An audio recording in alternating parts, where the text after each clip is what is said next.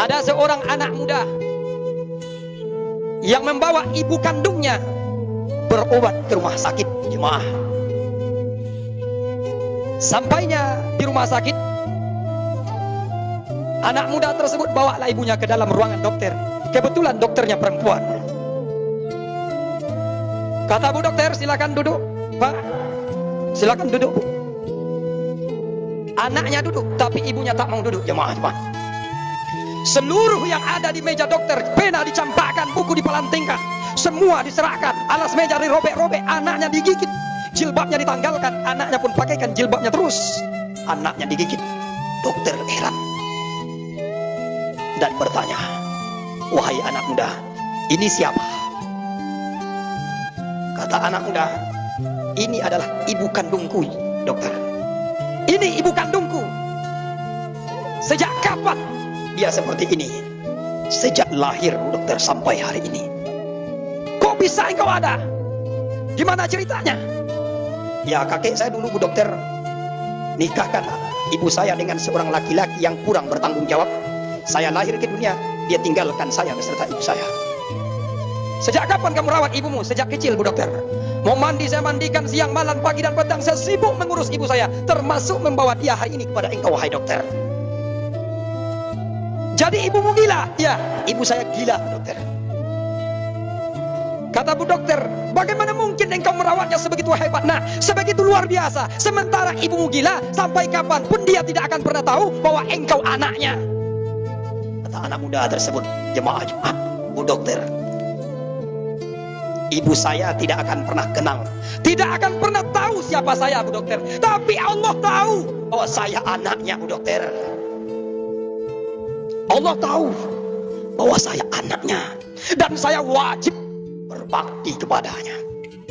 Itu bukan perintah dokter, bukan perintah ulama, bukan perintah ustaz, bukan perintah Rasul, tapi mutlak perintah Allah. Wa qada rabbuka alla ta'budu illa wa bil walidaini ihsana. Mutlak, dokter. Dokter tundukkan kepala serta meneteskan air mata, jemaah Jumat. Kata bu dokter, sudah banyak nasihat yang masuk di telinga saya, nak. Sudah banyak kiai, sudah banyak ustaz ulama yang menyampaikan nasihat begitu lantang, nak. Tapi belum pernah masuk ke batinku, nak. Tapi ketika engkau jawab dengan jawaban yang sungguh penuh dengan hikmah, masuk ke batinku, menetes air mata ibu dokter, jemaah. Ibunya gila, tapi penuh bakti kepada ibunya. Jemaah Jumat sekalian yang dimuliakan Allah, waktu yang sangat singkat ini paling tidak bisa kita ambil iktibar dari cerita seorang pemuda kenyataan ini. Ibu kita mungkin tidak gila, jemaah. Ibu kita tidak gila, tapi kadang-kadang mungkin ngomong berulang-ulang kita seorang anak di hari tuanya seorang ayah, dia akan bertanya terus, nak, engkau sehat, nak? Nak, bagaimana keadaan ekonomimu, nak? Bagaimana rumah tanggamu, nak? Bagaimana anak cucuku, nak? Dia akan nyinyir dalam pertanyaan itu, jemaah. Dan dia tidak akan pernah bosan menanyakan keadaan kita. Tapi kadang-kadang anak yang sudah mulai mewah ekonominya, sudah mulai meningkat prestasi statusnya di kantornya, di tempat kerjanya, menengok orang tua jarang, melihat, memperhatikan, memeluk tubuhnya yang sudah mulai rapuh, tangannya yang sudah mulai berkeriput. Tapi sulit kita sentuh, jemaah. Kita ada di dunia ini bukan karena pejabat, bukan karena ustadz, tapi berkat perjuangan seorang ibu yang tegar di tengah meregang, di tengah kesakitannya. Satu langkah kaki di akhirat, satu langkah di dunia. Perjuangan, perasaan keringat, cucuran darah. Yang penting kita lahir di dunia, jemaah. Kalau seandainya ibu dokter di saat kita lahir seluruhnya sama, bu dokter tanya, bu, kalau seandainya ibu selamat, anak ibu mati, bu. Tapi kalau anak ibu selamat, ibu mati. Seorang ibu yang mulia yang kita cintai itu, pasti dia jawab, biar saya mati, bu dokter, yang penting anak saya selamat. Biarlah saya tidak makan, yang penting anak saya kenyang, bu dokter. Biarlah saya tidak pakai baju baru, yang penting anak saya pakai baju baru. Biarlah hidup banting tulang perasaan keringat siang malam pagi dan petang, tidur tak nyenyak, istirahat tak nyaman, yang penting anak saya sekolah, yang penting anak saya pendidikan, biar tidak malu mencemehkan oleh kawannya. Tapi hari ini kita sudah pendidikan, hari ini kita sudah tegar, sudah berdiri di tempat injak kita sendiri. Lupakah kita di tetesan keringatnya sampai hari ini, sampai dunia kiamat, jemaah Jumat? Kalau seorang ibu dan ayah sudah tinggalkan kita sampai ke tepi langit manapun, tidak ada ibu, tidak ada perempuan dimanapun seperti ibu kandung kita itu. Sepakat hati kita ketika ibu disebut, itulah yang sedang mengalir darah yang sangat keras dalam tubuh seorang anak yang belum berbakti kepada orang tuanya. Jemaah Jumat yang dimuliakan Allah Subhanahu wa taala. Kalau seandainya kita sebagai orang tua hari ini sudah menjadi orang tua, mungkin gagal berbakti sepenuhnya kepada orang tua kita dulu, tapi jangan sampai gagal kita mendidik anak yang gagal pula berbakti kepada kita sebagai orang tuanya. Tunjuk hari ini anak saya yang soleh, yang akan memandikan saya Pak Ustadz, yang akan memakaikan pakaian terakhir kain kafan namanya, yang akan menjadi imam dalam sholat saya, yang akan meletakkan kening saya di liang lahat nanti. Ini anak saya. Ini 4 harapan orang tua di hadapan Allah kepada anaknya. Karena dulu seorang ibu mandikan kita tak cukup 1 tahun, 5 tahun orang tua mandikan kita jemaah Jumat, mungkin lebih sampai 7 sampai 10 tahun. Tangan mereka yang menyentuh dengan penuh kasih dan sayang dan kelembutan itu mandikan kita sampai bersih. Satu kali diharapkan, tolong mandikan ibu nak, tolong mandikan ibu nak untuk yang terakhir nak.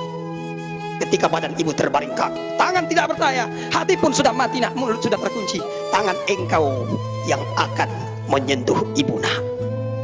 Setelah selesai pemandian itu, engkau nak yang akan memakaikan kain kafan ayah, kain kafan ibu nak. Karena pakaianmu dulu pernah ayah pakaikan, pernah ibu pakaikan sampai 7 tahun nak. Dan kita sepakat itu terjadi. Satu kali nak, tolong pakaikan pakaian terakhir ayah.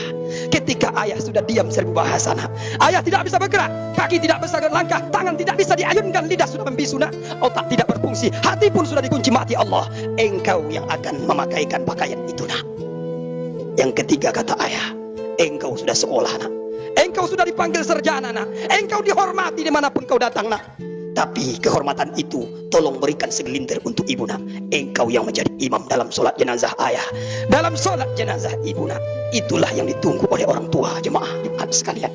Yang terakhir, tangan ibu nak yang lembut itu dulu, di pangkuan kehangatan kasih sayang ibu, engkau tidur dengan nyenyak dulu nak. Tak bisa kau tidur dalam keadaan berbaring ibu, biarlah ibu tidur dalam keadaan duduk nak, biar ibu tidur dalam keadaan berdiri. Yang penting engkau tidur di pangkuan kehangatan kasih sayang seorang ibu nak. Tolong letakkan dengan tanganmu yang lembut itu ibu nak, tolong letakkan dengan tangan pumpulan nak. Kepala ayah, badan ayah kau gendengkan di liang lahat itu nak. Maka itulah harapan seorang orang tua. Jangan sampai sunyi di tengah keramaian, anak banyak, cucu menantu banyak, tapi ketika meregang di tengah sakaratul maut, semuanya hanya mengeluarkan tangis terisak.